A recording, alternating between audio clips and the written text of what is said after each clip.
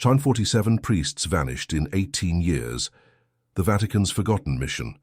Between 1952 and 1970, 147 Catholic priests assigned to remote missions across the American Southwest simply vanished without a trace, their disappearances systematically covered up by both Vatican officials and the U.S.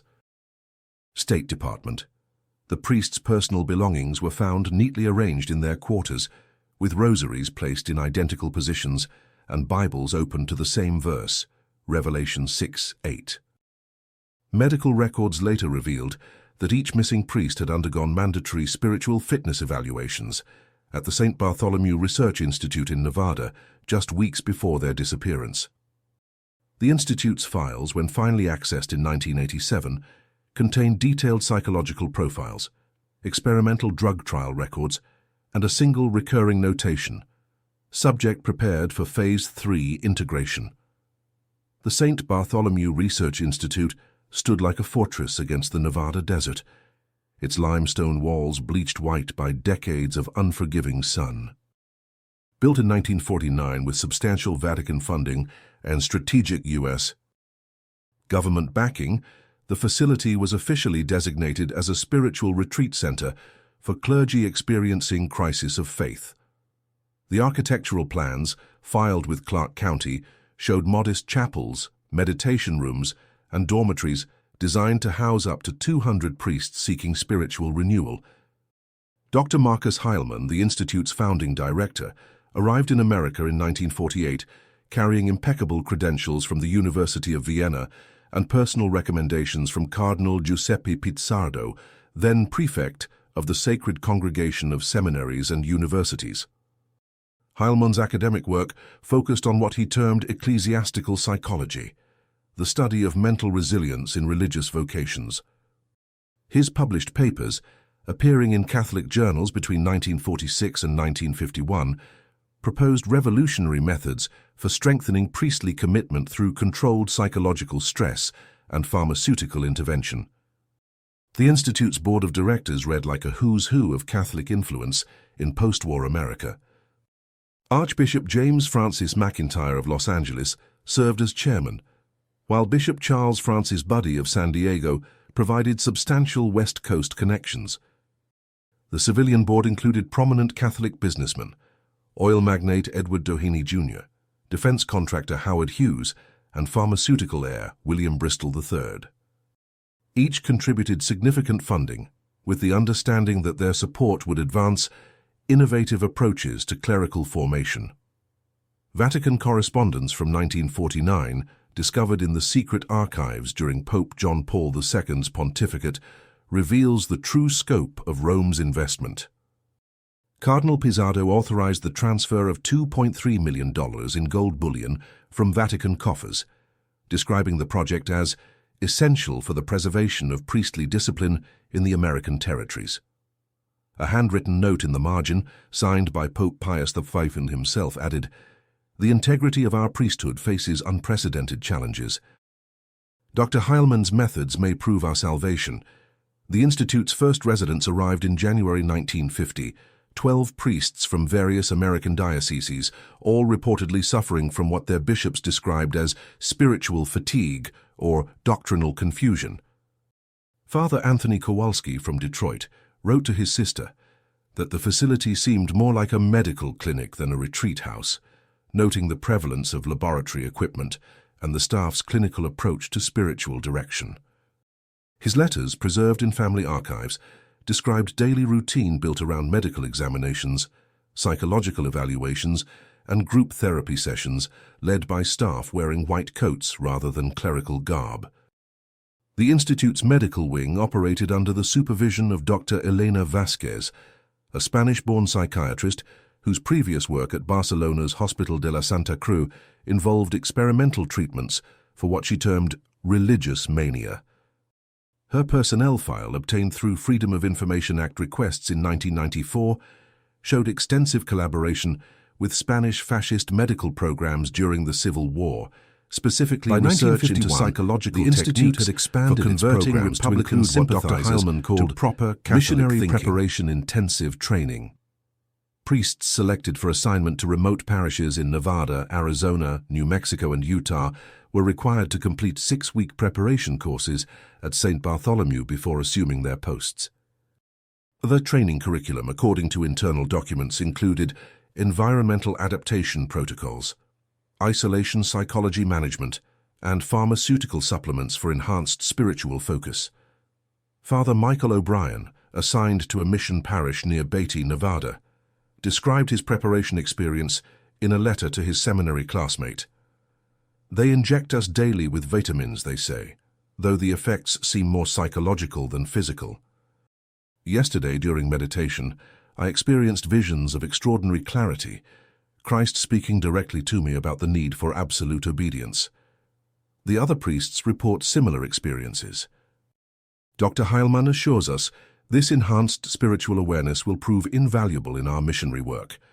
The pharmaceutical protocols employed at St. Bartholomew drew from Dr. Heilmann's European research, specifically his work with captured Wehrmacht medical records obtained through Operation Paperclip. His personal notes, written in German and discovered in 1987, referenced experiments with psychoactive compounds derived from ergot alkaloids and their potential for enhancing religious susceptibility in test subjects. The notes indicated successful trials with lysergic acid derivatives, conducted on unnamed subjects between 1947 and 1949. Church officials praised the Institute's apparent success in revitalizing priestly commitment. Archbishop McIntyre reported to Rome in 1952 that priests completing St. Bartholomew programs showed remarkable improvement in spiritual discipline and evangelical enthusiasm. Bishops throughout the Southwest requested more graduates for their most challenging rural assignments, particularly missions serving Native American communities where previous priests had struggled with cultural isolation and high rates of early departure. The Institute's reputation for producing exceptionally dedicated missionaries led to its designation as the primary training center for priests assigned to what the Vatican termed Category C missions, remote locations with minimal supervision and extreme environmental challenges. These assignments typically lasted 3 to 5 years, with priests expected to establish new parishes, convert indigenous populations, and maintain detailed reports on their progress. Father Thomas Brennan, preparing for assignment to a Navajo reservation parish, wrote to his family in Boston describing the Institute's intensive methodology. "They push us to our absolute limits: sensory deprivation exercises, extended fasting, psychological stress testing." Dr. Heilmann explains that only through breaking down our earthly attachments can we achieve the spiritual strength necessary for true missionary work. Some of the older priests find it difficult, but I feel transformed by the experience. The success of St. Bartholomew's programs attracted attention from other religious orders. Dominican and Franciscan superiors requested similar training for their missionaries, leading to the Institute's expansion in 1953. Additional facilities were constructed, including a new wing designated for advanced psychological conditioning, and a secured medical research unit that remained off-limits to visiting clergy and inspectors. Internal communications between Dr. Heilmann and his Vatican sponsors reveal the true objectives behind the Institute's programs. A coded telegram from Cardinal Pizzardo, dated September 1953, instructed, "Proceed with enhanced conditioning protocols. Sacred Congregation approves expanded pharmaceutical intervention. Results must justify extraordinary measures." Heilmann's response, filed the same day, confirmed subject compliance achieved in 94% of cases. Ready to implement Phase 2 procedures upon authorization.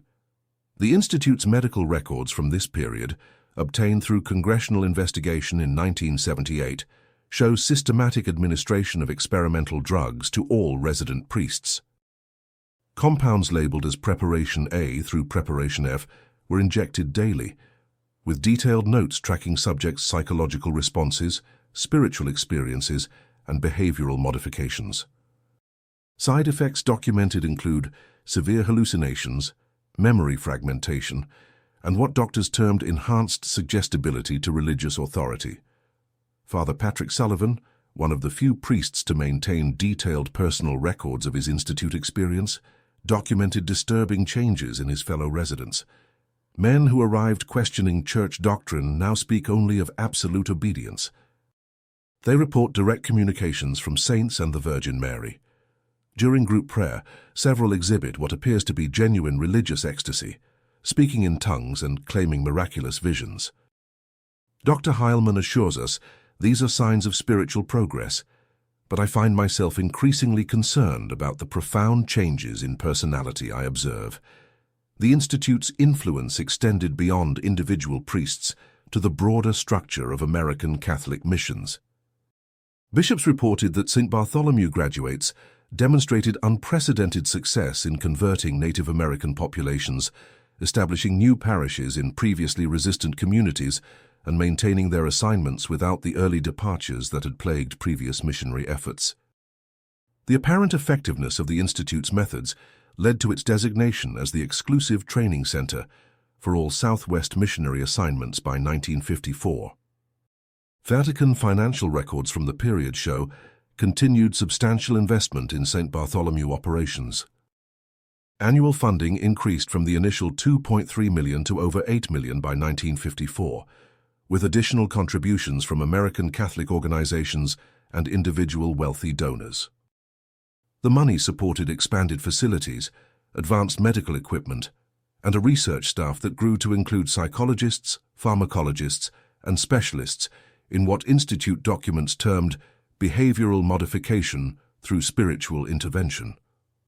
Dr. Heilman's personal correspondence with European colleagues reveals the Institute's role in broader post-war psychological research. Letters exchanged with former Nazi physicians now working in American university programs discuss shared methodologies and parallel experiments in consciousness alteration. A particularly disturbing letter from Dr. Joseph Mengelé's former assistant, dated 1954, congratulates Heilman on successfully adapting our techniques for religious applications and requests detailed reports on subject preparation procedures. The St. Bartholomew Research Institute achieved its reputation through what appeared to be remarkable success in preparing priests for the most challenging missionary assignments in America. The transformation of questioning, sometimes troubled clergymen into zealously committed missionaries, impressed church hierarchy and government officials alike. What remained hidden beneath this veneer of spiritual renewal was a systematic program of psychological manipulation and pharmaceutical experimentation that would soon produce consequences far beyond anyone's expectations. As 1954 ended and the Institute prepared to enter its most active phase, Dr. Heilman noted in his private journal, "We have perfected the methods." The subjects emerge completely committed to their assignments, willing to endure any hardship for the greater glory of God. They will serve in the most remote locations without complaint, without question, without retreat. Phase 2 will demonstrate the full potential of our work. He could not have known that within months, these perfectly prepared missionaries would begin vanishing into the desert, leaving behind only carefully arranged personal effects and a growing mystery that would haunt the Catholic Church for decades to come. The first disappearance occurred on March 15, 1952, though it would not be recognized as part of a pattern for another 3 years. Father Joseph Mendez, assigned to a small mission church serving the Tohono O'odham Nation near Tucson, Arizona, simply failed to appear for Sunday Mass. When tribal leaders checked his modest residence behind the church, they found his belongings arranged with unsettling precision. His breviary open to the Psalm for the Dead, his rosary coiled in a perfect circle on his nightstand, and his priestly vestments laid out as if prepared for burial. Sheriff's Deputy Robert Hawkins, who filed the initial missing person report, noted several peculiarities in his incident summary. Subject's bed appeared unslept in, but covers were drawn with military precision. Kitchen showed no signs of recent meal preparation. Most unusual, subject's personal Bible opened to Revelation 6:8, with verse underlined in red ink, "And I looked, and behold a pale horse, and his name that sat on him was Death, and hell followed with him." The red ink, later analysis would show, contained traces of human blood. Father Mendez had completed his training at the St. Bartholomew Research Institute just 6 weeks before his assignment. His psychological evaluation, signed by Dr. Elena Vasquez, noted exceptional adaptation to conditioning protocols and complete integration of behavioral modifications. The file recommended him for Category C+ placement, a designation that required additional pharmaceutical maintenance protocols to be administered monthly. Bishop Charles Buddy of San Diego received notification of Father Mendez's disappearance through routine diocesan channels, but his response proved far from routine. Instead of launching a comprehensive search or alerting federal authorities, Bishop Buddy contacted the St. Bartholomew Institute directly. Dr. Heilman's office responded within hours, dispatching a 3-man team to Arizona to assess the situation and secure any sensitive materials. The team included Institute staff psychologist Dr. Martin Webb, pharmaceutical specialist Dr. Sarah Chen, and security coordinator James Morrison, whose personnel file listed previous employment with the Central Intelligence Agency. The Institute team's activities in Arizona, documented through expense reports later obtained by congressional investigators, included meeting with tribal authorities, interviewing potential witnesses, and conducting what they termed environmental assessment procedures at Father Mendez's residence. Morrison's daily reports, written in coded language, referred to successful containment of compromise vectors and elimination of documentary evidence concerning Phase 2 protocols. Within 2 weeks of Father Mendez's disappearance, the Tribal Council received an official letter from Bishop Buddy explaining that the priest had been called to emergency service in another diocese and that a replacement would be assigned shortly. The letter, signed with the bishop's seal, assured tribal leaders that Father Mendez had specifically requested that his departure remain confidential to avoid unnecessary distress to his spiritual children. No replacement priest was ever assigned to the mission. The second disappearance followed a disturbingly similar pattern. Father David Kowalczyk, serving a small Catholic community near Las Cruces, New Mexico, vanished on July 8, 1952. His housekeeper, Maria Santos, discovered the same unsettling arrangement. Personal effects positioned with mathematical precision, breviary opened to prayers for the dead, rosary coiled in a perfect circle, and Bible opened to Revelation 6:8, with the verse underlined in what appeared to be dried blood. Mrs. Santos, a devout Catholic who had served 3 previous priests at the same mission, later testified to diocesan investigators that Father Kowalczyk had been acting strangely in the weeks before his disappearance. He would stand in the chapel for hours, not praying but just staring at the crucifix. When I spoke to him, sometimes he would not answer for many minutes, as if he was hearing voices from somewhere else. The night before he disappeared, I heard him talking in his room, but there was no one with him. He was speaking in a language I had never heard before. Diocese of Las Cruces records show that Bishop Sidney Metzger followed the same protocol established in Arizona. Rather than contacting local law enforcement, he immediately notified the St. Bartholomew Institute.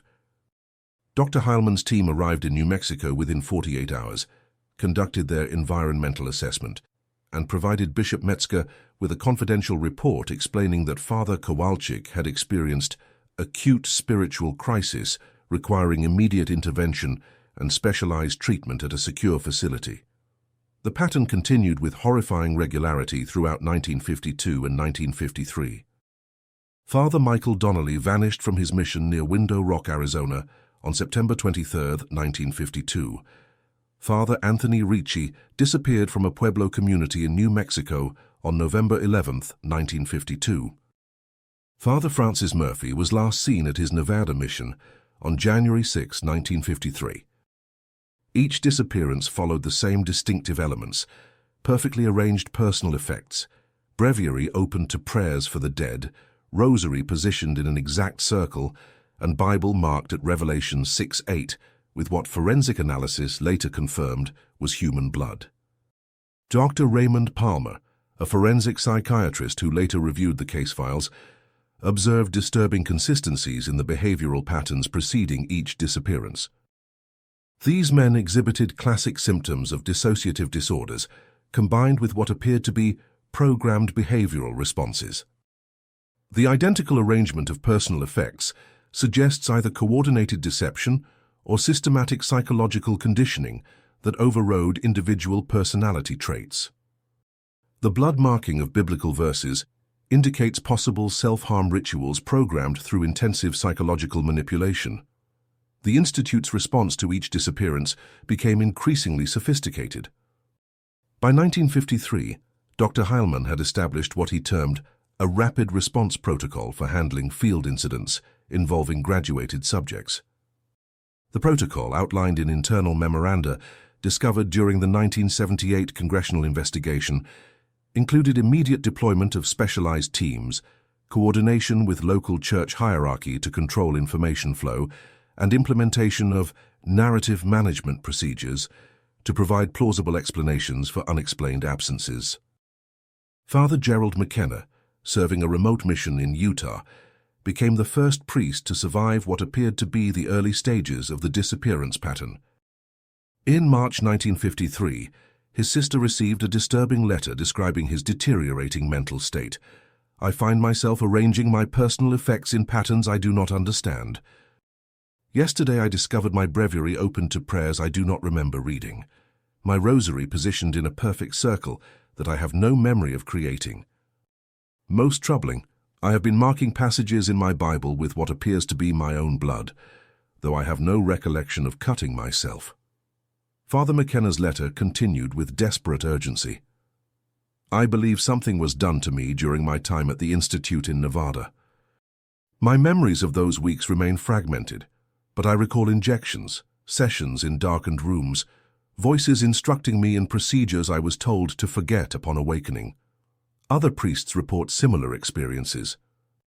I fear I am losing control of my own actions, following programming I cannot consciously access. If something happens to me, please investigate the St. Bartholomew Research Institute." The letter reached McKenna's sister 3 days after his disappearance from the Utah mission. She immediately contacted the FBI, providing them with her brother's warning about the Institute. Special Agent Thomas Crawford, assigned to investigate, encountered immediate resistance from both church officials and his own superiors. Crawford's report, declassified in 1995, noted, "Investigation into St. Bartholomew Research Institute has been classified as matter of national security. All inquiries regarding missing priests have been transferred to Joint Church-State Intelligence Committee. Further investigation prohibited without authorization from Washington." By late 1953, a disturbing pattern had emerged among priests who remained at their assignments after completing St. Bartholomew training. Father Andrew Walsh, serving a mission near Flagstaff, Arizona, reported to his bishop that he was experiencing involuntary behavioral episodes during which he would perform actions he could not later remember. "I find evidence that I have conducted religious services I do not recall, written letters in handwriting that appears to be mine, but contains thoughts I would never express, and made detailed reports about my parishioners' personal lives to recipients I cannot identify." Similar reports arrived from other Southwest missions. Father Robert Chen noted periods of lost time during which he would apparently travel to locations he had never visited, returning with no memory of his activities. Father Miguel Varga described discovering detailed maps of underground tunnel systems near his mission, drawn in his own handwriting, but depicting locations he had never explored. Father James O'Connor reported waking to find his mission church rearranged, according to architectural plans he had never seen, with symbolic modifications that appeared to follow specific geometric patterns. The psychological profiles emerging from these reports alarmed the few church officials who became aware of them. Monsignor Patrick Flynn, serving as liaison between American bishops and Vatican authorities, wrote in a confidential memorandum, "Our priests appear to be exhibiting symptoms consistent with sophisticated mind control techniques. The behavioral patterns suggest implanted programming that can be activated without the subject's conscious awareness. We may be dealing with experimental procedures that go far beyond legitimate psychiatric treatment." The Vatican's response to Monsignor Flynn's concerns revealed the extent of church hierarchy involvement in the Institute's programs. Cardinal Pizardo's reply, transmitted through diplomatic channels, instructed Flynn to maintain absolute discretion regarding ongoing operations and confirmed that current protocols have been approved at the highest levels of church authority. The message concluded with an ominous warning. Any unauthorized investigation or disclosure of Institute procedures will be considered an act of insubordination subject to immediate laicization and potential criminal prosecution. Dr. Heilmann's personal correspondence during this period reveals his growing confidence in the Institute's psychological modification techniques. A letter to his former colleague, Dr. Kurt Blom, written in October 1953, boasted, "The American priests provide ideal subjects for our research. Their religious conditioning makes them naturally susceptible to authority-based programming. We have achieved success rates exceeding 90% in behavioral modification, with subjects maintaining programmed responses for months or years after initial conditioning. The applications for intelligence operations are extraordinary. The Institute's collaboration with U.S. intelligence agencies became more explicit as reports of priest disappearances continued." A memorandum from CIA Deputy Director Alan Dulles, obtained through Freedom of Information Act litigation, authorized continued cooperation with St. Bartholomew Research Institute in development of advanced interrogation and behavioral modification techniques. The document approved funding of $1.2 million annually for Institute operations, specifically noting potential applications for deep cover agent preparation and enemy psychological conditioning. Local communities served by the disappeared priests began noticing disturbing patterns beyond the missing clergy. Tribal leaders near several former mission sites reported unusual activities in the months following priest disappearances: unexplained lights in desert areas, sounds of machinery operating at night, and the discovery of geometrically precise ground disturbances that appeared to be excavation sites. When community members investigated these locations, they found evidence of recent digging, but no indication of what had been buried or removed. Maria Santos, the housekeeper who discovered Father Kowalczyk's arranged belongings, reported additional disturbing observations to diocesan investigators. In the weeks before Father disappeared, strange men came to visit him at night. They wore regular clothes but moved like soldiers. They brought briefcases and stayed for hours in the chapel with Father, though I never heard them speaking. After they left, Father would be different, more quiet, like he was listening to something I could not hear. Similar reports emerged from other mission communities. Witnesses described mysterious visitors arriving at night, conducting meetings with priests who subsequently exhibited dramatic behavioral changes. The visitors, according to multiple independent accounts, traveled in unmarked government vehicles and carried official credentials that local law enforcement was instructed not to examine closely. The psychological conditioning implemented at St. Bartholomew appeared designed to create priests who would operate effectively in isolation while maintaining absolute loyalty to their handlers. Internal Institute documents describe the process as creating perfect missionaries who require no supervision and will never abandon their posts. The irony that these perfect missionaries subsequently vanished without explanation seemed lost on the program's architects. As 1954 approached, the disappearances continued with increasing frequency. Father Timothy Bradley vanished from Nevada in December 1953. Father Paul Kowalski disappeared from Arizona in January 1954. Father Stephen Murphy was last seen in New Mexico in February 1954. Each disappearance followed the established pattern, but Institute response teams became increasingly efficient at containing information and managing official explanations. The growing number of missing priests created logistical challenges for church administrators attempting to maintain normal diocesan operations. Bishop appointments became increasingly difficult as qualified candidates for Southwest missions grew scarce. The few priests willing to accept remote assignments demanded detailed briefings on the fate of their predecessors, requests that church officials could not fulfill without revealing information they were committed to concealing. By early 1954, the St. Bartholomew Research Institute had achieved what Dr. Heilmann considered complete success in his behavioral modification programs.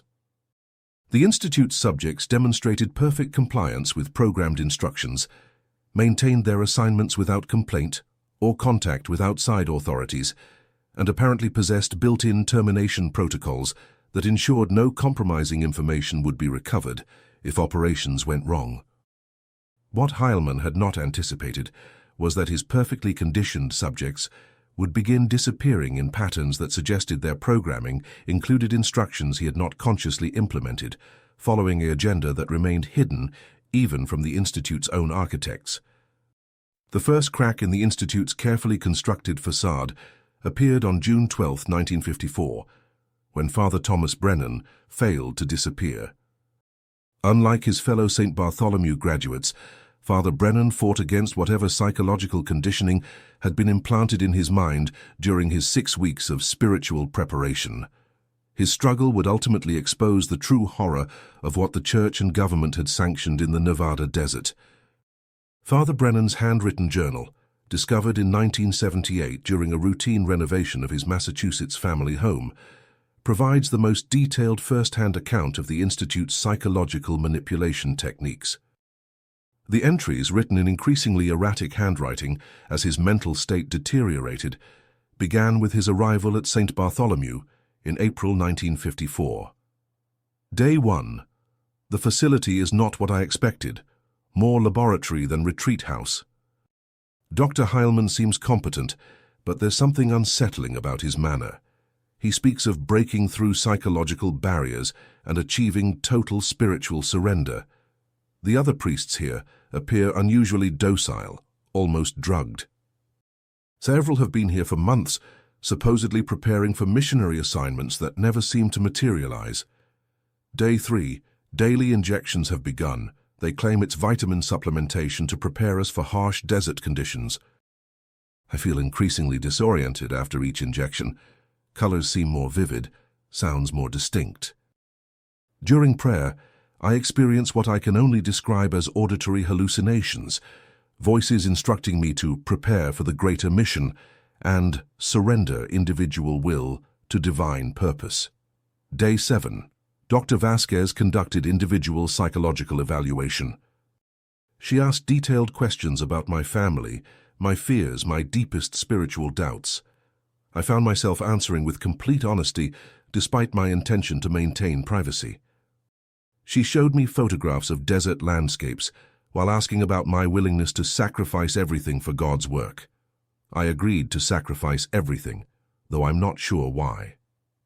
Day 12. The sessions have intensified. I spend hours each day in what they call meditation chambers, small dark rooms where recordings play continuously. The voices speak in Latin, reciting passages from Scripture, mixed with instructions I don't understand.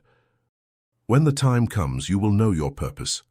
Your individual existence is meaningless, only the mission matters. Death is not the end, but the beginning of perfect service. Father Brennan's journal entries reveal the systematic nature of the Institute's psychological conditioning. Each day brought new procedures designed to break down individual personality and replace it with programmed responses. The process, as described in Dr. Heilmann's clinical notes, involved a combination of psychoactive drugs, sensory deprivation, hypnotic suggestion, and what the Institute termed spiritual authority conditioning. Day 18. I can no longer trust my own thoughts. During morning prayers, I found myself reciting words I had never learned, in languages I don't recognize. Father Morrison, who has been here for 3 months, told me this is normal, a sign that we are opening our minds to divine communication. His eyes have a vacant quality that disturbs me. He speaks only when spoken to, and seems to be waiting for instructions that never come. Day 24. Dr. Heilmann explained that we are being prepared for Category A missions, assignments so sensitive that they require complete psychological conditioning to ensure mission success. He showed me maps of remote desert locations where previous graduates have been assigned. When I asked about contacting these men, He explained that Category A missionaries operate under complete communication blackout to maintain operational security. The journal entries during Brennan's final week at the Institute reveal the culmination of the conditioning process. Subjects were exposed to what Institute documents called terminal programming, instructions designed to activate under specific circumstances after deployment to their missions.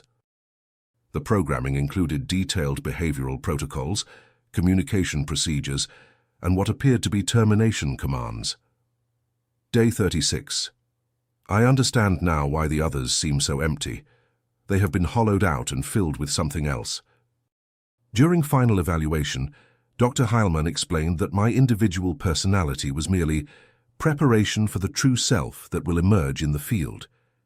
He showed me photographs of my assigned mission, a small church near Beatty, Nevada, serving a community of mining families. The photographs were taken from unusual angles, as if someone had been surveying the location extensively. Day 42. Final day. I feel like a stranger in my own body. My thoughts seem to come from somewhere else. During final briefing, Dr. Heilmann provided detailed instructions for my mission: establish regular contact with local population, gather intelligence on community activities, maintain detailed records of all interactions, and await further instructions through established channels. I asked about the religious aspects of missionary work.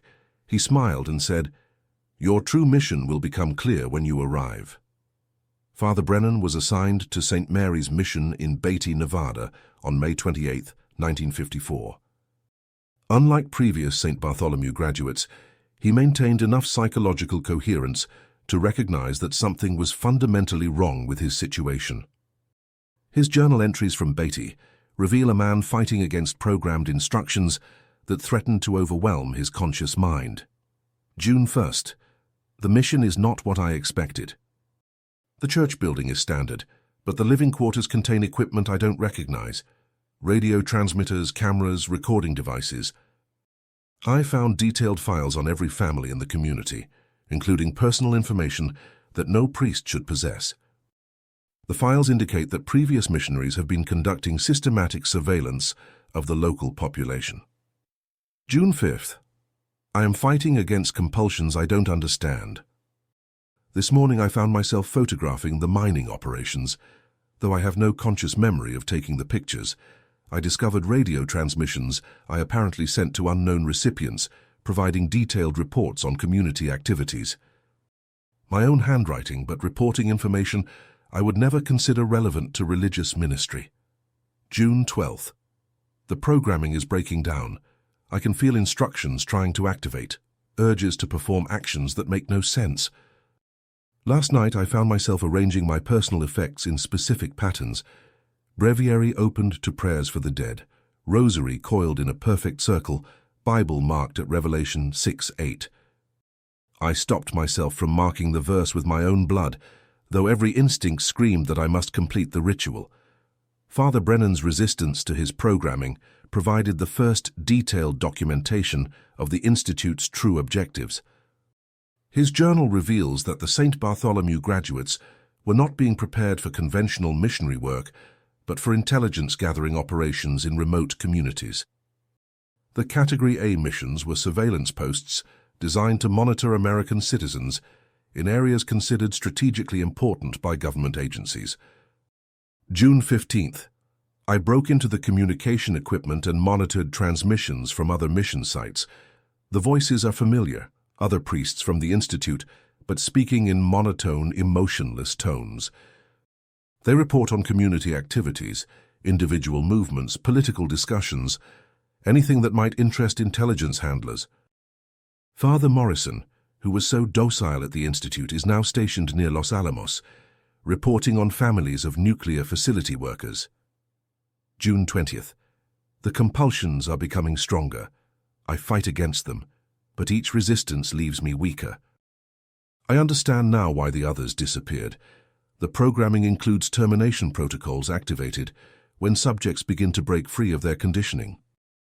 I feel the urge to arrange my belongings in the ritual pattern, to mark the biblical verse with my blood, to walk into the desert and never return.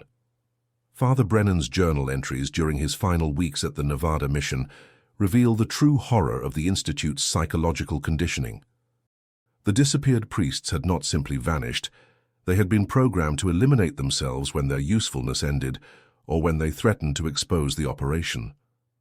The ritual arrangement of personal effects was not a calling card, but a suicide protocol embedded in their subconscious minds. June 25th. I made contact with Father McKenna's sister in Utah. She provided me with additional letters from other priests who attempted to resist their programming. The pattern is clear. The Institute created sleeper agents disguised as missionaries, programmed to gather intelligence and eliminate themselves when necessary. The church and government agencies have been using our religious vocations as cover for domestic surveillance operations. June 30th, Dr. Heilman's team arrived at the mission today. They know I am resisting the programming. Dr. Vasquez attempted to reactivate my conditioning through what she called emergency reinforcement procedures. I fought against the process, but I can feel my resistance weakening. They plan to take me back to the Institute for corrective conditioning or terminal processing. Father Brennan's final journal entry, dated July 3, 1954, was written in barely legible handwriting as he struggled against the psychological conditioning that threatened to overwhelm his consciousness. They have increased the pharmaceutical protocols. I can feel my personality dissolving. The programmed instructions are becoming impossible to resist. I understand now why the others arranged their belongings in ritual patterns before disappearing. It is not a choice, but a compulsion embedded so deeply that conscious resistance becomes impossible. If I cannot maintain my individual will, I will at least leave evidence of what was done to us. Father Brennan disappeared from the Nevada mission on July 4, 1954. His personal effects were found arranged in the familiar pattern: breviary opened to prayers for the dead, rosary coiled in a perfect circle, Bible marked at Revelation 6:8 with dried blood. However, unlike previous disappearances, Brennan had hidden his journal and supporting documents in a cache beneath the mission's altar, providing the first detailed evidence of the Institute's true operations. The discovery of Brennan's cache occurred by accident in 1978, when structural repairs to the abandoned mission required excavation of the church foundation. Construction workers found a waterproof container holding Brennan's journal, copies of Institute documents, photographs of equipment found in mission buildings, and correspondence with other priests who had attempted to resist their programming. The documents revealed that the St. Bartholomew Research Institute had created a network of intelligence-gathering posts throughout the American Southwest, staffed by psychologically conditioned priests who reported on local communities while maintaining the appearance of conventional religious ministry. The operation involved collaboration between the Catholic Church, the Central Intelligence Agency, and military intelligence agencies seeking to monitor American citizens in areas near sensitive government facilities. Father Brennan's journal also provided evidence of the Institute's termination protocols. When subjects began to resist their programming or threatened to expose the operation, embedded psychological triggers activated suicide compulsions. The ritual arrangement of personal effects served as confirmation that the termination protocol had been successfully executed, allowing Institute handlers to recover any sensitive materials before local authorities could investigate thoroughly. The scope of the surveillance operation became clear through analysis of the documents Brennan had preserved. Mission sites were strategically located near uranium mining operations, nuclear testing facilities, military bases, and defense contractor facilities.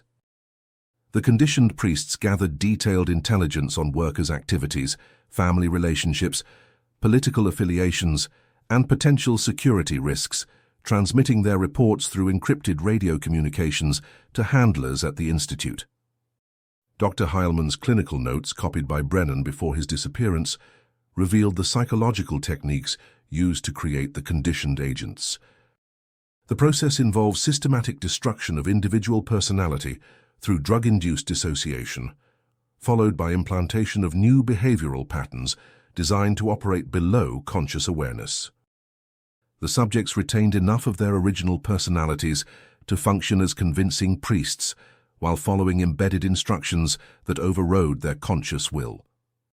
The Institute's collaboration with intelligence agencies extended beyond simple surveillance operations. Documents indicated that some conditioned priests were used to test experimental interrogation techniques, psychological warfare methods, and mind control technologies that were subsequently applied in overseas intelligence operations. The remote mission locations provided ideal testing environments for procedures too sensitive or illegal for implementation in conventional facilities. Father Brennan's evidence also revealed the extent of church hierarchy involvement in the operation. High-ranking prelates, including several American bishops and Vatican officials, were fully aware of the Institute's true purpose and actively participated in cover-up operations when subjects began to resist their conditioning or when local authorities threatened to investigate disappearances. The psychological conditioning techniques developed at St. Bartholomew represented a convergence of Nazi experimental methods, Soviet mind control research, and American behavioral modification programs. The Institute served as a testing ground for procedures that would later be implemented in CIA programs like MKUltra, using Catholic priests as unwitting subjects in experiments that violated every principle of medical ethics and human dignity.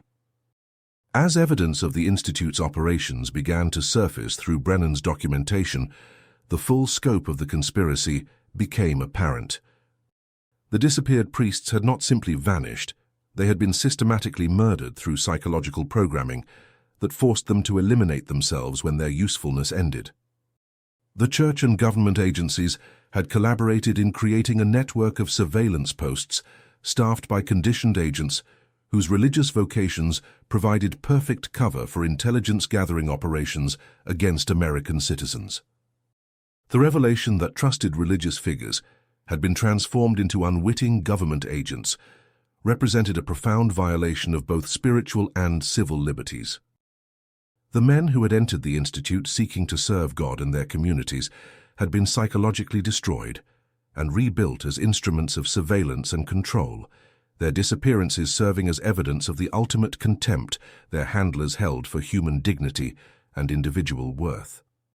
The discovery of Father Brennan's documentation in 1978 triggered what should have been a comprehensive investigation into the St. Bartholomew Research Institute and the systematic disappearance of 147 Catholic priests.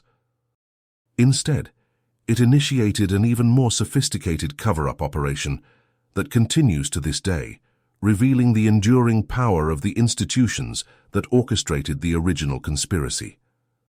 The construction workers who found Brennan's cache were employed by Consolidated Desert Development, a subsidiary of Hughes Corporation. Within hours of the discovery, the workers were visited by federal agents who confiscated all materials and required each man to sign extensive non-disclosure agreements. The agents, according to payroll records obtained through congressional subpoena, were employees of a CIA front company established specifically to handle legacy operation security concerns. Jack Patterson, the foreman who personally removed Brennan's container from the church foundation, testified before a closed congressional hearing in 1982. They told us this was classified material related to national security. We were instructed to forget we had found anything and to report that the excavation revealed only empty space. They made it clear that discussing the discovery with anyone, including our families, would result in federal prosecution for violating the Espionage Act. The federal response to the discovery followed protocols established decades earlier for containing institute-related exposures. A joint task force comprising CIA, FBI, and Vatican intelligence operatives implemented what internal documents called Operation Shepherd's Return, a comprehensive program to suppress all evidence of the priest disappearances while eliminating potential witnesses and maintaining the cover story that the missing clergy had been reassigned to overseas missions. Monsignor James Mitchell, serving as Vatican liaison to the American intelligence community, coordinated the Church's response through a memorandum distributed to all Southwest bishops. Recent archaeological discoveries in Nevada have unearthed materials related to discontinued pastoral programs from the 1950s. All inquiries regarding historical missionary assignments must be referred immediately to the Sacred Congregation for Extraordinary Ecclesiastical Affairs. Under no circumstances should local authorities be permitted to examine church records or interview clergy regarding assignments from this period. The cover-up operation extended beyond simple document suppression to active manipulation of historical records. Church archives throughout the Southwest were systematically reorganized during the late 1970s and early 1980s, with files related to missing priests either destroyed or transferred to Vatican custody. Official diocesan histories were revised to eliminate references to the disappeared clergy, and new documentation was created to support the fiction that these men had been reassigned to overseas missions. Sister Margaret O'Brien, who served as archivist for the Diocese of Las Cruces during this period, later testified about the systematic destruction of evidence. We received explicit instructions to remove all files related to priests assigned to remote missions between 1952 and 1970. The files were collected by Vatican representatives who claimed they were being transferred to Rome for historical preservation. When I questioned the removal of official diocesan records, I was told that failure to comply would result in my immediate laicization and possible criminal prosecution. The St. Bartholomew Research Institute itself had been quietly closed in 1971, with all facilities demolished and the land transferred to the Nevada test site for use in nuclear weapons testing. The timing was not coincidental.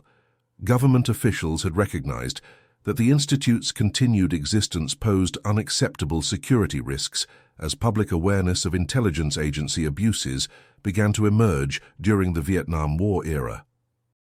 Dr. Marcus Haleman disappeared from public view in 1969, shortly before congressional investigations into CIA domestic surveillance programs began. His personnel file, when finally accessed through Freedom of Information Act litigation, showed a notation that he had been transferred to overseas assignment under classified diplomatic cover. Subsequent investigation revealed that Heilman had been relocated to South America, where he continued similar psychological research programs in collaboration with military governments throughout the 1970s.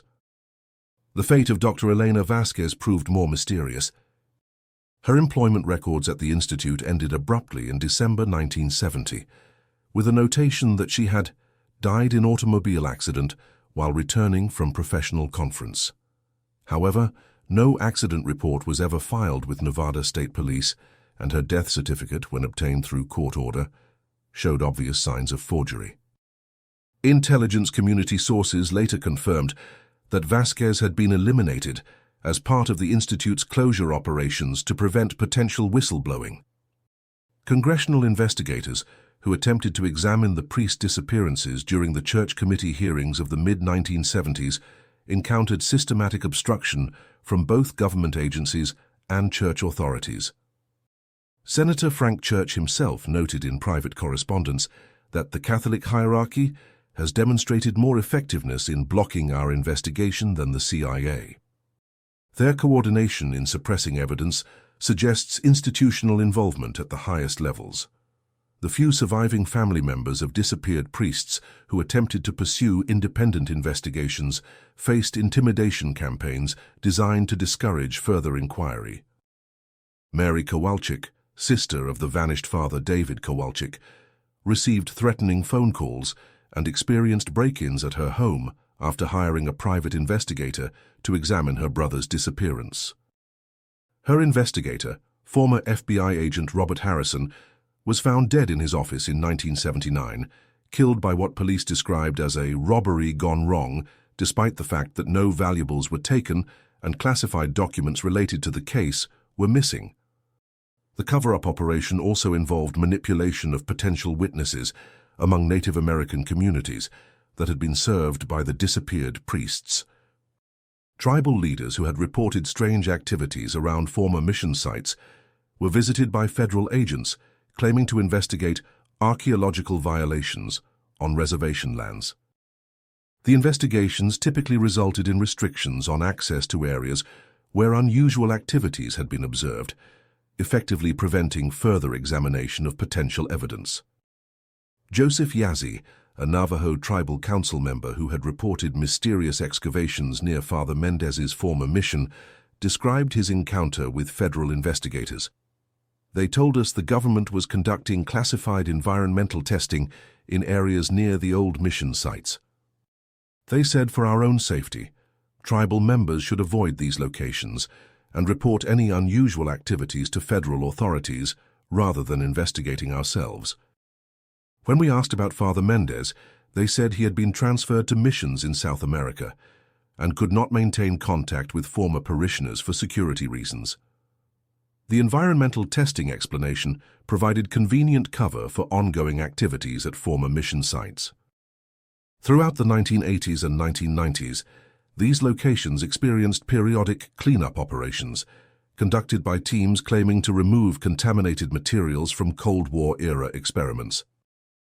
The operations typically involved extensive excavation and removal of soil samples, effectively eliminating any physical evidence that might remain from the period of priest disappearances. Satellite imagery obtained through geological survey programs reveals the extent of ground disturbance at former mission sites. Comparison of photographs from the 1960s with images from the 1990s shows systematic excavation patterns consistent with large-scale evidence removal operations. The excavations occurred at all 23 mission sites where priests had disappeared, suggesting coordinated efforts to eliminate any remaining physical evidence of their fate. The few journalists who attempted to investigate the priest disappearances encountered a wall of institutional resistance that extended far beyond normal government and church secrecy. Sarah Williams, an investigative reporter for the Phoenix Tribune, spent 3 years attempting to document the case before abandoning her research after receiving what she described as credible threats against my family's safety. Her unpublished notes, obtained after her death in 2003, revealed extensive documentation of the cover-up operation, but failed to locate any surviving evidence of the Institute's activities. The Vatican's role in maintaining the cover-up became apparent through diplomatic communications obtained during congressional investigations into church financial irregularities in the 1990s. A cable from the Apostolic Nuncio in Washington to the Vatican Secretary of State dated 1987 confirmed ongoing coordination with American intelligence agencies. The Shepherd's Return protocols remain effective in containing exposure of historical pastoral programs. Continued cooperation with American authorities ensures that sensitive church operations remain protected from public scrutiny. Legal challenges to the cover-up consistently failed due to the classification of relevant documents under national security provisions. When family members of disappeared priests attempted to file wrongful death lawsuits in the 1980s, federal courts dismissed the cases on grounds that examining the claims would require disclosure of classified information harmful to national security. The Classified Information Procedures Act effectively prevented any judicial review of government actions related to the Institute or the priest disappearances. The few government officials willing to discuss the case spoke only under conditions of absolute anonymity. A former CIA officer, speaking to congressional investigators in 1985, provided limited confirmation of the Institute's activities. St. Bartholomew was one of several experimental programs that went too far and produced unacceptable results. The decision was made at the highest levels to terminate all aspects of the operation and ensure that no evidence remained that could embarrass the agency or compromise ongoing operations. The subjects were considered acceptable losses in the interest of national security. The psychological conditioning techniques developed at the Institute continued to influence intelligence operations long after the facility's closure. Former CIA psychologist Dr. Martin Seligman, testifying before Congress in 2002, acknowledged that behavioral modification methods originally tested on religious subjects were subsequently applied in interrogation programs at Guantanamo Bay and other overseas detention facilities. The Institute's legacy lived on through institutional knowledge passed down within intelligence agencies. The St. Bartholomew Research Institute's impact extended beyond the immediate victims to affect the broader credibility of religious institutions in American society. The systematic use of clergy as unwitting intelligence assets represented a fundamental violation of the separation between church and state, while the cover-up operations demonstrated the extent to which religious hierarchies were willing to collaborate with government agencies in suppressing evidence of institutional crimes. Modern attempts to investigate the priest disappearances continue to encounter the same institutional resistance that protected the cover-up for decades. The Catholic Church maintains that all relevant records have been lost or transferred to Vatican custody, where they remain classified for reasons of pastoral confidentiality. Government agencies cite ongoing national security concerns that prevent declassification of documents related to Cold War-era intelligence operations. The 147 priests who entered the St. Bartholomew Research Institute, seeking to serve God and their communities instead, became unwitting subjects in psychological experiments that destroyed their identities and ultimately cost them their lives. Their disappearances remain officially unexplained, their sacrifice unacknowledged, their families denied even the comfort of knowing what happened to their loved ones. The empty missions where these men once served stand as monuments to institutional evil disguised as religious purpose. In the vast expanses of the American Southwest, their abandoned churches crumble under desert winds that continue to whisper secrets too dangerous for any institution to acknowledge. The silence that protects the guilty ensures that the dead remain forever without justice, their stories buried beneath layers of classification and denial that may never be lifted. In the end, the greatest victory of those who orchestrated the St. Bartholomew operation was not the intelligence they gathered or the techniques they perfected, but the absolute silence they imposed on the victims and their families. The men who vanished into the desert took with them not only their own lives, but the truth about institutional collaboration in crimes that challenged the fundamental principles of human dignity and religious freedom. Their legacy remains not in the missions they were meant to serve, but in the questions that still cannot be answered and the documents that still cannot be declassified, testifying to the enduring power of institutions that value secrecy above truth and security above justice.